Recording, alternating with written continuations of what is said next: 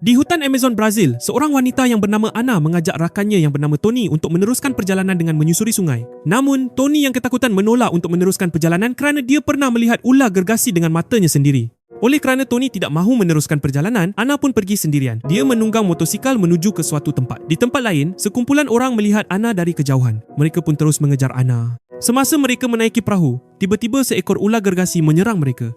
Di bandar New York, seorang pengarah video perkahwinan yang bernama Doc sedang membentangkan idenya untuk membuat video perkahwinan dengan genre seram yang menakutkan. Namun, kliennya berasakan bahawa idea itu terlalu berlebihan. Mereka mahukan video perkahwinan yang biasa-biasa sahaja. Doc pun kecewa. Sebenarnya, sejak kecil Doc ingin menjadi pengarah filem seram, namun tidak kesampaian. Di tempat lain, di dalam sebuah studio filem, seorang pelakon amatur yang bernama Griff sedang menjalani penggambaran sebagai pelakon tambahan. Namun, kerana dia terus melakukan kesilapan, pengarah pun marah dan memecatnya pada hari itu juga. Semasa Griff sedang berjalan pulang, Griff melihat poster filem Anaconda, filem yang dahulunya sangat dia minati. Griff kemudian mendapat mesej daripada Doc yang merupakan sahabat lamanya. Griff pun teringat bahawa dahulu dia dan Doc sama-sama mempunyai impian untuk menjadi orang berjaya dalam dunia perfilman. Malam harinya, semasa Doc pulang ke rumah, dia disambut oleh keluarga dan sahabat-sahabatnya untuk meraihkan ulang tahun kelahirannya. Di antara mereka ada Kenny, Claire dan juga Griff. Mereka berempat dahulu pernah menghasilkan filem pendek semasa masih bersekolah bersama. Griff pun memberitahu Doc bahawa dia membawakan hadiah ulang tahun yang istimewa untuk Doc. Griff membawakan rakaman filem yang pernah mereka hasilkan semasa masih sekolah dahulu. Saat mereka masih bersemangat mengejar cita-cita untuk menjadi pembikin filem profesional, mereka semua pun menonton rakaman amatur tersebut. Di dalam filem amatur itu, Doc, Claire, Griff dan Kenny berperanan sebagai pahlawan yang melawan raksasa. Isteri Doc sangat terharu melihat suaminya yang kembali bersemangat kerana selama ini Doc seolah-olah kehilangan semangat hidup. Setelah filem selesai, Doc berterima kasih kepada Griff kerana telah memberikan hadiah yang sangat istimewa. Doc tidak menyangka rakaman amatur mereka dahulu itu masih ada. Keesokan harinya, Doc, Kenny, Griff dan Claire pergi makan tengah hari bersama. Mereka bercerita mengenai waktu cuti sekolah dahulu yang mereka habiskan dengan menonton filem Anaconda berkali-kali kerana mereka berempat sangat menyukai filem itu.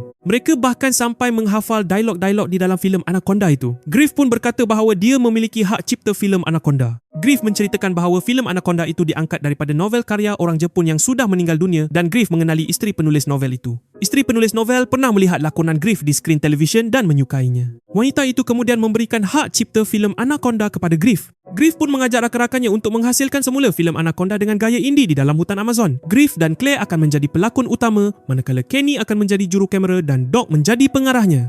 Kenny pun bersetuju dan sedia untuk ikut serta.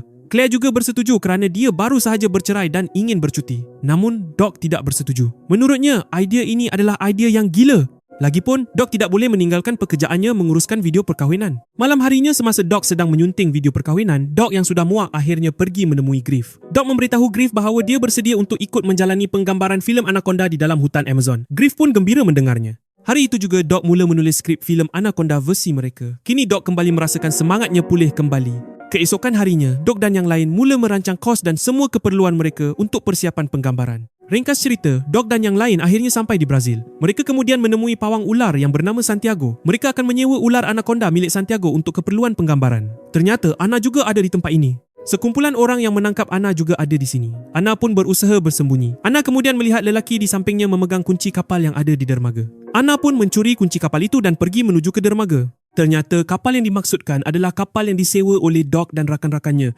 Ana pun berpura-pura sebagai anak pemilik kapal dan berkata bahawa kapal miliknya akan diservis. Ana menyuruh Doc dan yang lain mencari kapal yang lain. Namun, kerana sudah tidak ada kapal yang lain lagi, Doc pun memohon kepada Ana agar mereka boleh menyewa kapal ini. Ana kemudian melihat beberapa orang yang mengejarnya ada di belakang. Ana pun terus bersetuju dan menyuruh Doc serta yang lain segera masuk ke dalam kapal. Kapal itu pun terus meluncur laju menyusuri sungai menuju hutan Amazon. Keesokan harinya, Doc dan yang lain memulakan penggambaran filem Anaconda di dalam hutan Amazon. Walaupun hanya beranggotakan 4 orang sahaja, mereka tetap bersemangat dan penuh gairah merakam filem indie ini. Griff dan Claire ternyata pernah bercinta semasa sekolah dahulu. Seiring berjalannya proses penggambaran, perasaan mereka berdua pun berputik kembali. Malam harinya, semasa semua orang sedang berehat, ular milik Santiago keluar dari dalam kandangnya. Ular itu bergerak menuju ke bilik Griff. Griff yang terbangun pun panik melihat Anaconda di hadapannya. Tiba-tiba, ular itu menyambar burung yang ada di jendela. Griff yang kesal kemudian memarahi Santiago kerana tidak cekap menyimpan ular di dalam kandang. Santiago pun berkata bahawa ular miliknya tidak berbahaya. Ular itu sangat jinak dan tidak mungkin melukai manusia. Keesokan harinya mereka kembali melakukan penggambaran. Kali ini babak dengan ular milik Santiago di atas kapal. Griff yang masih ketakutan meminta kepada Doc untuk membuang skrip babak dengan ular ini. Doc pun menjawab bahawa babak ini tidak boleh dibuang kerana jika tidak ada babak dengan ular, ia bukan filem Anaconda namanya. Doc pun menyuruh Griff tidak usah risau kerana ular milik Santiago itu sudah jinak. Mereka pun kembali meneruskan proses penggambaran antara Griff dan ular milik Santiago. Kali ini Griff benar-benar ketakutan kerana ular itu seolah-olah ingin menyambarnya. Griff yang panik secara tidak sengaja melemparkan ular itu menyebabkannya terjatuh dan terkena bilah kipas kapal hingga terpotong-potong. Santiago bagai nak gila melihat ular kesayangannya mati. Malam harinya, Santiago dan yang lain melakukan upacara pembakaran ular kesayangannya. Dari kejauhan, sekumpulan orang yang sedang mengejar Ana ternyata sedang mengawasi mereka. Ada yang mengawasi dari darat dan ada juga yang mengawasi dari sungai menggunakan perahu. Semasa orang yang ada di dalam perahu sedang melaporkan situasi kepada rakannya yang lain, tiba-tiba seekor anaconda gergasi menyambar orang yang ada di perahu itu. Beberapa ketika kemudian, Griff menemui Santiago yang sedang berduka. Griff meminta maaf kerana akibat kecuaiannya menyebabkan ular milik Santiago mati. Santiago pun menyuruh Griff tidak usah risau. Malah dia yang berasa bersalah kerana Griff dan yang lain tidak boleh meneruskan proses penggambaran. Santiago kemudian mendapat idea. Dia mengajak Griff masuk ke dalam hutan untuk mencari ular pengganti. Sebenarnya, Griff yang ketakutan tidak mahu ikut, namun Griff ingin menebus kesalahannya. Griff pun akhirnya bersedia menemani Santiago masuk ke dalam hutan untuk mencari ular pengganti. Ringkas cerita, Santiago dan Griff masuk ke dalam hutan menyusuri paya untuk mencari ular anaconda. Setelah beberapa ketika menyusuri paya, Griff yang tertinggal di belakang kehilangan jejak Santiago. Griff kemudian mendengar sesuatu yang mengerikan. Griff yang ketakutan pun berlari kembali ke kapal. Sementara di dalam paya, tiba-tiba seekor anaconda gergasi menyambar Santiago. Di dalam kapal, Griff memberitahu Doc bahawa Santiago menghilang semasa sedang mencari ular pengganti. Di tempat lain, Kenny menemui ubat penenang milik Santiago yang tertinggal. Kenny pun memakannya. Setelah beberapa ketika menunggu, Santiago masih tidak pulang. Griff dan yang lain pun menjadi bimbang. Mereka berempat dengan dibantu Ana menyusuri hutan untuk mencari Santiago. Namun ternyata mereka tersesat di dalam hutan. Doc kemudian melihat sebuah van. Dia mengajak rakan-rakannya untuk memeriksa van itu. Di tempat lain, orang yang mengejar Ana kemudian memasuki kapal. Dia pun memberitahu rakan-rakannya bahawa Ana tidak ada di dalam kapal. Dia menyuruh rakan-rakannya mencari Ana di dalam hutan. Sementara itu, Doc dan yang lain melihat khemah yang terbiar berdekatan van tersebut. Namun, tidak ada tanda-tanda sesiapa pun di sana. Semasa mereka masuk ke dalam kereta, mereka mendengar sesuatu. Tiba-tiba ular gergasi memuntahkan tubuh Santiago yang tidak sedarkan diri ke arah van tersebut. Mereka pun panik melihat seekor ular anaconda yang sangat besar. Griff berusaha menghidupkan enjin kereta, namun gagal. Kenny pun memberitahu bahawa van ini biasanya mempunyai litar elektrik yang boleh dipintas. Mereka harus menyambung pintasan wayar bateri di enjin kereta terlebih dahulu. Kerana Kenny dan Griff ketakutan tidak mahu keluar, Doc pun terpaksa keluar. Dalam situasi yang mencemaskan, Doc dengan hati-hati membuka kap enjin dan menyambung wayar bateri. Ternyata benar, Griff akhirnya berjaya menghidupkan enjin kereta. Tiba-tiba muncul ular gergasi. Doc pun terus melompat masuk ke dalam kereta. Griff terus memecut untuk melarikan diri. Dari belakang, beberapa penunggang motosikal mengekori mereka. Kenny berfikir mereka boleh meminta tolong kepada penunggang motosikal itu. Namun, Ana dengan keras melarangnya. Ana memberitahu bahawa penunggang motosikal yang mengekori mereka adalah pelombong emas haram yang berbahaya yang ingin membelasah mereka. Griff dan yang lain pun semakin ketakutan. Penunggang motosikal itu kemudian menembak van mereka. Ana mendapati ada senjata di dalam van itu. Ana pun menggunakannya untuk menembak penunggang motosikal yang mengejar mereka satu persatu. Doc yang terpegun menyuruh Kenny merakam aksi Ana ini. Dengan susah payah, Ana pun akhirnya berjaya menyingkirkan penunggang motosikal yang mengejar mereka. Ringkas cerita, mereka akhirnya sampai di kapal. Semasa mereka mahu naik, seseorang muncul menodongkan senjata menyuruh Doc dan yang lain memberitahu di mana Ana berada. Ternyata, Ana tiba-tiba menghilang dari dalam kapal. Ana kemudian muncul menyerang orang itu hingga pingsan. Doc dan yang lain pun bergegas naik ke atas kapal dan terus memecut melarikan diri. Ana memberitahu bahawa ada lapangan terbang kecil di sebelah utara. Doc pun meminta Ana menghantar mereka menuju ke lapangan terbang itu kerana Doc mahu pulang. Namun, Griff malah menolak untuk pulang kerana dia tidak mahu pulang dengan tangan kosong. Griff mengajak Doc untuk menyelesaikan penggambaran filem yang sudah susah payah mereka hasilkan di tempat ini. Doc sebenarnya juga tidak mahu pulang dengan tangan kosong. Doc pun akhirnya bersetuju untuk meneruskan penggambaran. Doc kemudian mendapat idea untuk menukar watak utama di filem ini menjadi Ana kerana tadi dia melihat aksi Ana yang luar biasa.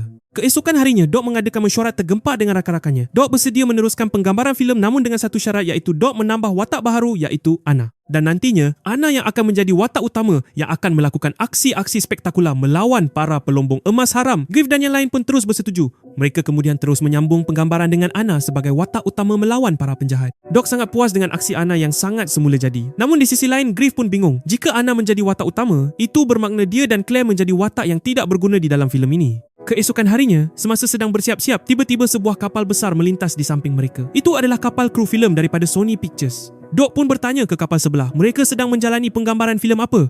Seorang petugas kemudian memberitahu bahawa mereka sedang menjalani penggambaran sequel filem Anaconda. Bahkan mereka juga mengajak pelakon filem Anaconda terdahulu seperti Ice Cube, Jennifer Lopez dan lain-lain. Doc dan Kenny pun memandang Griff dengan penuh curiga.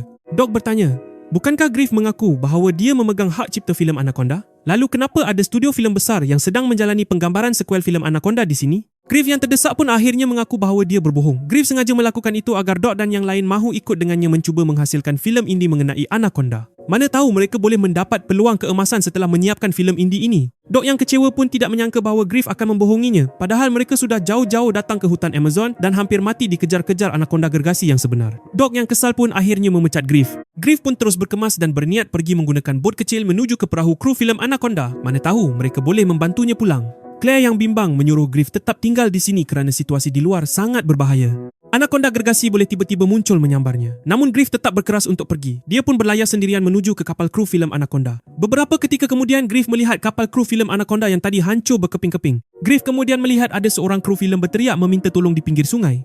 Semasa Griff mahu menolong orang itu, tiba-tiba Anaconda gergasi menyambar orang itu. Griff yang panik pun kembali menuju ke kapal rakan-rakannya. Di tempat lain secara mengejutkan, Anna menodongkan senjata ke arah Doc dan yang lain dan menyuruh mereka turun dari perahu dan berjalan di hutan menuju ke suatu tempat. Di kapal, orang yang sebelum ini mengejar Anna datang kembali dan kemudian memeriksa kapal. Beberapa ketika kemudian, Griff akhirnya berjaya kembali ke kapal. Namun ternyata tidak ada seorang pun di dalam kapal. Griff kemudian mendapati ada kapal asing yang membawa senjata. Griff pun merasa tak sedap hati. Sementara itu di dalam hutan, Anna menyuruh Doc dan yang lain berjalan menuju ke sebuah pondok yang ada di tengah-tengah paya. Setibanya di sana, Anna menyuruh Doc dan yang lain membawa beberapa karung yang cukup berat. Doc yang ingin tahu kemudian melihat isi karung itu. Ternyata karung-karung itu berisi emas. Doc dan yang lain pun akhirnya sedar bahawa ternyata Anna lah pelombong emas haram yang sebenarnya. Tiba-tiba, seorang lelaki datang menodongkan senjata ke arah Anna, menyuruh Anna meletakkan senjatanya. Ternyata, orang yang selama ini mengejar Anna itu adalah ejen FBI. Dia sudah lama menyasarkan Anna kerana Anna adalah pemimpin kumpulan pelombong emas haram di hutan Amazon ini. Doc pun meminta petugas FBI itu untuk menangkap Anna dan menyelamatkan dia serta rakan-rakannya. Ternyata dari jauh Griff memerhatikan kejadian ini. Griff menyangka petugas FBI yang menodongkan senjata ke arah Anna adalah orang jahat. Griff pun terus menembak kaki petugas FBI itu. Doc kemudian memberitahu Griff bahawa orang yang ditembak itu adalah polis yang mahu menolong mereka. Anna terus mengambil senjata dan menembak anggota FBI itu hingga maut. Griff pun baru sedar bahawa ternyata Anna adalah orang yang jahat. Semasa Anna sedang leka, Claire menanduk Anna dan merampas senjatanya. Tiba-tiba anaconda gergasi muncul menyambar Anna. Doc dan yang lain pun terus melarikan diri ke dalam hutan. Kaki Doc kemudian digigit laba-laba beracun.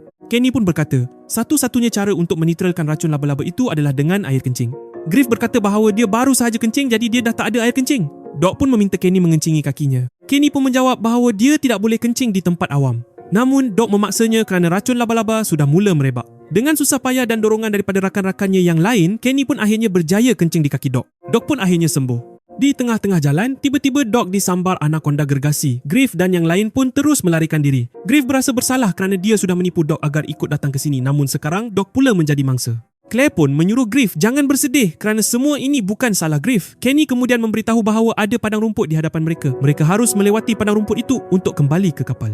Namun hal itu agak berbahaya kerana mereka akan dengan mudah dilihat oleh anaconda yang sedang mengejar mereka ketika ini. Mereka memerlukan pengalih perhatian. Claire kemudian mendengar sesuatu seperti suara anaconda berdekatan mereka. Griff kemudian tidak sengaja melihat tubuh Doc dan seekor babi hutan. Doc pasti dimuntahkan kembali kerana tubuhnya berbau kencing. Kenny kemudian cuba memeriksa denyut nadi Doc. Kenny pun memberitahu bahawa Doc sudah tiada. Kenny kemudian mempunyai idea. Dia akan menggunakan tubuh Doc untuk mengalihkan perhatian ular anaconda. Ini adalah satu-satunya cara agar mereka boleh selamat pergi dari sini. Kenny kemudian mengikat tubuh Doc dan babi hutan menjadi satu dan kemudian memasukkan bangkai tikus ke dalam mulut Doc untuk menarik perhatian anaconda. Griff dan yang lain pun terus melarikan diri. Ternyata ia berjaya. Dari belakang anaconda muncul menyasarkan tubuh Doc. Yang mengejutkan, ternyata Doc masih hidup. Griff dan yang lain pun berteriak menyuruh Doc lari kerana ada ular gergasi di belakangnya. Doc yang panik pun terus melarikan diri. Dia berusaha mengelak ular yang mengejarnya. Ternyata babi hutan yang melekat di tubuhnya juga masih hidup. Anaconda kemudian menyambar babi hutan itu. Beruntung Doc berjaya selamat. Mereka semua pun masuk ke dalam hutan dan berjaya mengelakkan kejaran anaconda. Doc yang marah bertanya idea siapa yang mengikat babi hutan di belakangnya dan memasukkan tikus ke dalam mulutnya. Kenny pun meminta maaf. Dia menyangka bahawa Doc sudah mati. Ternyata Kenny tidak boleh membezakan denyut nadi manusia yang masih hidup atau sudah mati. Malam harinya mereka berjalan melewati set lokasi penggambaran filem Anaconda yang sudah porak-peranda. Griff kemudian menemui walkie-talkie yang masih berfungsi seperti ada seseorang yang cuba menghubunginya. Tiba-tiba seseorang menembakkan suar ke arah ular yang ada di atas, menyelamatkan Griff dan yang lainnya. Ternyata orang yang menyelamatkan mereka adalah Ice Cube, salah satu bintang filem Anaconda. Ice Cube kemudian mengajak Doc dan yang lain bersembunyi di dalam runtuhan. Ice Cube memberitahu semasa serangan ular berlaku dia ditimpa lampu dan kemudian pengsan. Setelah dia sedar kembali, semuanya sudah hancur lebur. Doc pun mengajak yang lain untuk membunuh ular itu walau dengan apa cara sekalipun agar mereka boleh selamat. Ice Cube kemudian memberitahu bahawa para kru filem sudah memasang bahan peledak pyro di lokasi penggambaran ini. Namun dia sendiri tidak tahu cara untuk menghidupkannya. Kenny pun berkata bahawa dia boleh setting bahan peledak itu. Ice Cube kemudian meminta diri kerana dia mahu pergi menyelamatkan para pelakon lain yang masih selamat. Sebelum pergi, Doc dan yang lain mengajak Ice Cube bergambar bersama terlebih dahulu. Ice Cube pun bersetuju, namun dengan satu syarat, jangan dimuat naik ke media sosial. Setelah Ice Cube pergi, Doc mempunyai idea. Dia dan Griff akan mengumpan ular anaconda manakala Kenny dan Claire akan menghidupkan peledak apabila ular itu datang. Mereka pun terus berpecah. Doc dan Griff menaiki kereta golf mencari ular anaconda manakala Kenny dan Claire menyiapkan peledak pyro. Setelah beberapa ketika menunggu, tiba-tiba anaconda gergasi muncul mengejar Doc dan Griff. Doc pun terus memecut mengumpan ular itu menuju ke peledak. Setelah sampai, Kenny terus menghidupkan peledak. Seketika berlaku letupan bertubi-tubi menghantam ular gergasi itu. Namun ternyata ular itu masih hidup. Doc dan Griff pun bertemu dengan Kenny dan Claire. Mereka berempat kemudian terperangkap di jalan buntu. Semasa anaconda gergasi itu mendekat, Griff kemudian maju ke depan menembakkan suar ke arah tonggas berdekatan ular. Tonggas pun meletup menghancurkan tubuh anaconda itu berkeping-keping. Mereka akhirnya berjaya menewaskan ular itu. Ringkas cerita, setelah kembali ke kampung halaman, Doc dan yang lain memutarkan filem Anaconda yang sudah selesai mereka hasilkan untuk ditonton oleh jiran tetangga mereka sendiri. Semua orang pun bersorak mengucapkan tahniah kerana filem itu agak bagus. Claire dan Griff kemudian berkahwin dan menghasilkan video perkahwinan mereka dengan bantuan Doc. Jennifer Lopez kemudian datang menemui Doc di rumahnya. Jennifer memberitahu bahawa dia menyukai filem indie Anaconda buatan Doc. Jennifer mengajak Doc untuk menjadi pengarah pembikinan filem sequel Anaconda yang rasmi. Di dalam hutan Amazon, ternyata Santiago masih hidup dan berakhirlah jalan cerita filem Anaconda ini. Jika anda menikmati ringkasan movie ini, jangan lupa untuk subscribe dan beritahu saya apa yang anda fikirkan tentang movie ini di ruangan komen. Terima kasih dan bye-bye.